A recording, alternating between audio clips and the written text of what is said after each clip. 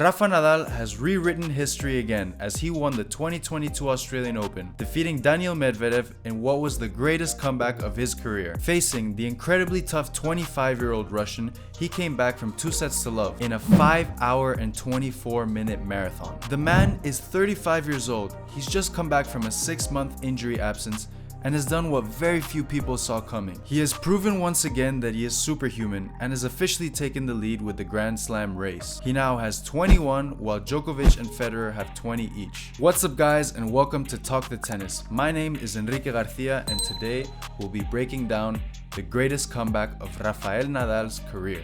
So, if you're tuning in from Earth, you've probably witnessed what just happened. But either way, let me explain to you the magnitude of all of this. Firstly though, I have to admit, I didn't see this coming at all. In my previous video, I predicted that Rafa would struggle with the young dudes, and that he would finish the season as the world number 9. I made this prediction before it was confirmed that he was going to Australia. Don't get me wrong, I'm a really big fan of his, but I really didn't expect him to return to the tour at the level at which he did. I mean, even he didn't know if he was going to return back to the tour or not. Either way, my prediction was wrong, and I have to own up to that. But hey, predicting tennis isn't easy.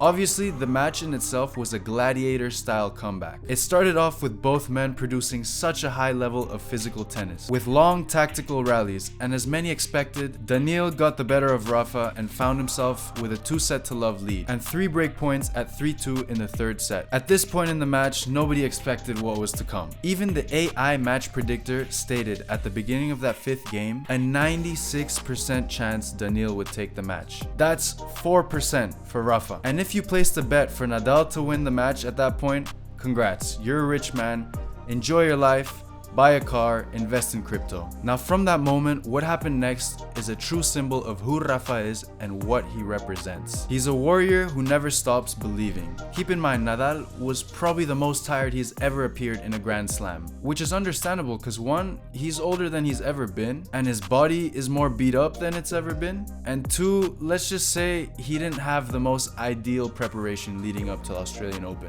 As he said himself, from the surgery that he had to the Australian Open, some days he couldn't even train, other days he could train 20 minutes, and if he was lucky, maybe there were days he could get an hour or 2. But he certainly did not prepare for a 5+ hour long match in the blazing Australian heat. So how did he come back from that 40 love and turn it all around? Let's put it this way, Rafa has a crazy ability and tolerance to suffer and keep pushing through. He knows what is waiting on the other side, and he's willing and ready to fight through any level of pain. Rafa didn't win because he's fitter or hits better shots than Daniil. He won because he fought harder. And by fighting through the pain and embracing it, he managed to psychologically defeat Daniil. You see, Daniil, as a result of Nadal's persistence, started trying to play more aggressive because he perceived a rival who just wasn't showing any signs of exhaustion. Daniil started going for winners, trying to shorten the point, and ended up hitting more unforced errors. At the end of the match, you could see Rafa was destroyed, more so than Daniil. But during the match, Daniil didn't know that because Rafa refused to give in to the fatigue. All professional athletes have to have a high pain tolerance in order to reach the pro level, but Rafa's is just inexplicable, supernatural. And while we may still debate who of the big 3 is the GOAT, we can all agree that the greatest fighter of all time is Rafa Nadal. I'll leave the GOAT debate to you guys. So yeah, to come back from 2-0 with 3 break points in the third, and then to win the match and take the Australian Open, that alone is an incredible comeback. But what makes this the biggest comeback of his entire career is the bigger picture, not just the match itself. Let's remember, Rafa was in crutches only 6 months before the Australian Open, having undergone surgery in his foot. He's got a chronic injury called Mueller-Weiss syndrome, which actually began for him in 2005. And basically what's been happening with this is that a bone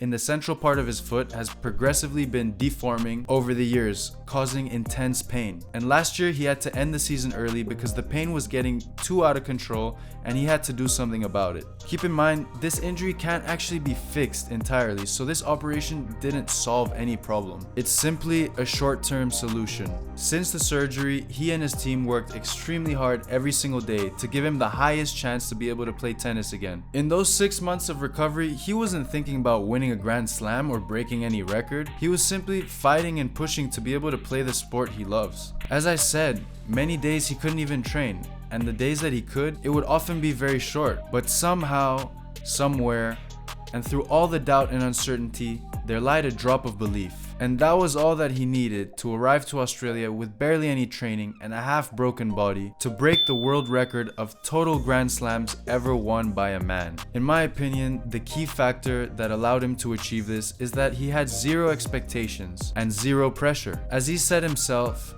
at this point, just to be able to play tennis again is a priceless gift. With that in his mind, he was able to enjoy every single moment, making all the suffering irrelevant to what he had already been through. Putting everything together, it's safe to say this was the greatest comeback of his career. Whether or not it was the greatest comeback in the history of men's tennis, I'll leave that up to you as well. That's it for today. Please leave a like and comment on this video. Share it if you think someone would appreciate watching this. And of course, subscribe to my channel if you're new and want to see more content like this in the future. Also, thanks for all the positive feedback in my first couple videos. And thanks too for the hate. And I'll see you in the next video. Peace.